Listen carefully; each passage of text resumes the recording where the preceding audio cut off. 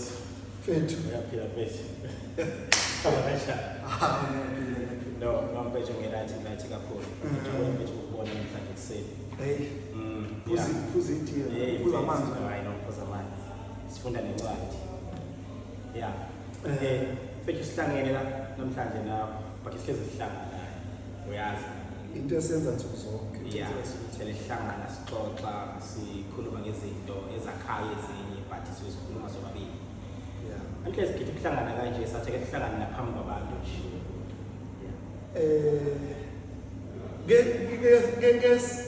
Phambi kwabantu ke lokho esikhulumayo sesixoxa nawe.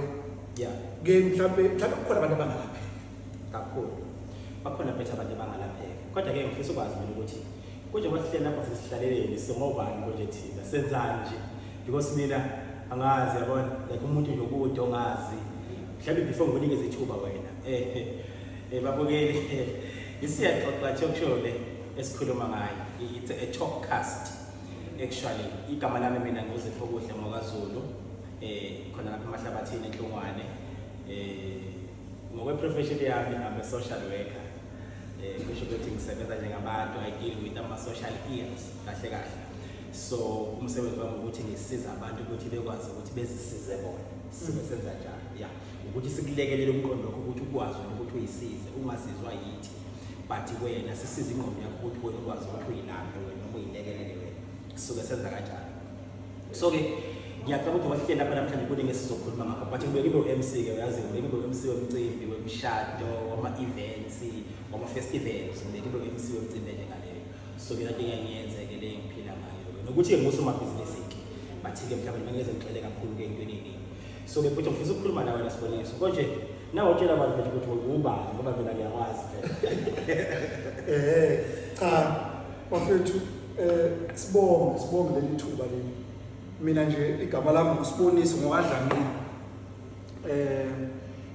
ngihlala khona eThungwane yeah Olundi kodwa ke ngingasho ukuthi ngihlala naseGoli ngoba ngifunde kakhulu eGoli yeah ngifunde kakhulu eGoli impilo yami yonke nje ngiseGoli yes so namanje ngiyeke ngihlala eGoli inyanga nje noma yini ngoba kunezinto engizenze khona yeah mina-ke ngingasho ukuthi I'm an entrepreneur yes yabona usomabhizinisi nje yeah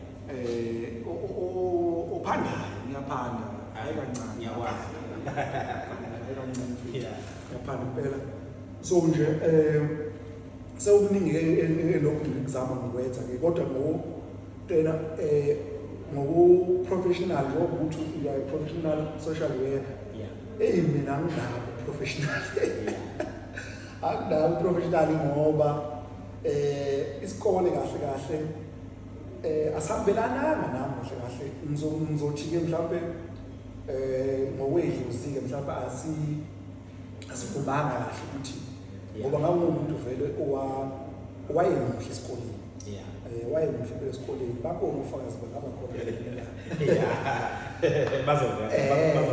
bazobhawula ngangimuhle esikoleni kodwa-ke akwenzekanga ngendlela ngifisa ngakhona so I'm not a professional of anything ngifundile lapho ngifundile ngawo kwama-college ngazama lokho engikuza manje ama-short courses nani ya kodwa nje mina nje ngusomabhizinisi nje into engayisho leyo I'm an entrepreneur I love starting things I love starting things nje it's me silapha namhlanje ngoba ngusiboniso ngokaDlamini ngihleli nobhuti uZipho Zulu MC yes ngoba sihleli nje lapha sihleli lapha sibiza ngokuthi ishow yethu sibiza ngokuthi isiyaxoxa talkcast yes njengamanje ke sisisikhathini se-new age but it's a new age yonke into iyenzeka online yonke into abantu njengamanje bathenga online bathenga iy'mpahla amantombazane athenga osheni awungishe awukwazi uthukele nje ikhadi nawe kuthiwa awukuhlerisha ikhadi akasheni hawu shuthi umathandana wakho umuntu akakwazi usakuyeka futhi-ke kwenza kahle mhlawumbe ngoba angithi mina manje ngikhulele lami abantu Yabona mase ukhulele la. Ngikhuluma nawe nje ngiyazi ukuthi nje uyazi ngikhuluma nawe nje before sifike la. Ukuthi ngiyakuzwe sengikhipha inkomo, ngiqalaza izimbuzi, yabona lo muntu kanjalo nje. Bese kumase ngiqedile ke umuntu agezeke kwazi ukunyakaza kwazi ukubona impilo. But ke ngifisa ukuchecka lapha sibonisa ukuthi ngoba nje sila ngiyazi ukuthi kuningi odubali ukuthi senza ini senze ini. Ngifisa nje ukuthi ukuxoxa nje kokela umuntu osemakhaya ukuthi manje kahle kahle vele ukuze nje ukwazi uku-achieve noma ama-goals akho ngisho kanjalo. Kahle vele udinga ukuthi ube umuntu kanjani, yini lo yidingayo wena njengomuntu nje. Uthi nje mawukuthi nje ngifisa ukwenza something, ngifisa uku-achieve ama-goals ami. Ufuna ngiqale kanjani? Yini ufanele ngiyenze ukuze ngikwazi ukufika kuma-goals ami? Yazi mfethu before ngiyalapha mhlawumbe ake sithi umdlala kabanzi ukuthi kahle ilento le show mhlawumbe ake ukuze abantu abasibukele bezounderstanda kahle ile ndawo lena njengoba sikuyo okay sisendaweni ekuthiwa esidlulubeni lounge ilapho esishuthela khona i-show yethu ekuthiwa isiyaxoxa talkcast isiyaxoxa talkcast it's a conversation njengoba bengisho zonke zenzeka online njengamanje it's a conversation esiyenza kodwa siyishutha online ezongena ku-YouTube engene ku-TikTok ingene ku-Facebook esibambe nako-WhatsApp bethu nako-WhatsApp bethu lokusitela sipostela abantu nani kahle i-main purpose yale conversation ukuthi njengoba ngokwathi ushiye mfethu hlale siba nama-conversation nangawo kakhulu isikhathi eside anokuthatha 2 hours sikhuluma nawe sixoxela nje about anything anything whether it's business relationships social things yabona social work yabona about life nje iyonke so sitheke sesihleli sixoxa nawe then an idea came about ukuthi actually lokuxoxa wethu we can make something out of it ekutheni ke izinto zethu zikwazi ukuziwa abanye abantu ukuze bezolapheka ngoba mina nawe siyalapha zonke siyalapha zonke so what about ke silaphe nabanye abantu bekwazi ukulapheka empumeni esuke sikhuluma nawe ngoba nje wena njengokuyi social worker nje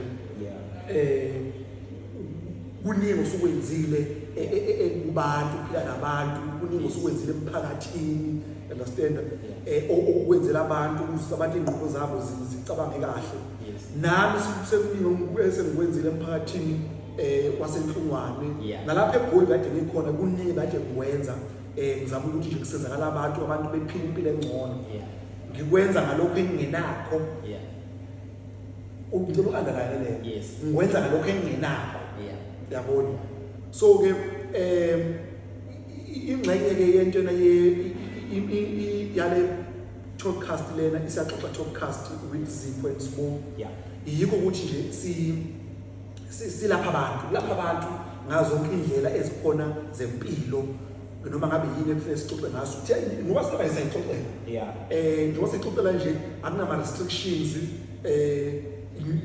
nokunye uma ukuthi mhlawumbe kukhona esuke sixoxa leyo langa leli mhlawumbe ngalowo topic leyo noma ngabe ngani kukhona mhlawumbe lapho esishayisa khona yabona abantu bazongena thina nje we stand to be corrected ngoba ayinama restrictions sisho lokho esikhulumayo nathi imbono yethu imbono yethu imbono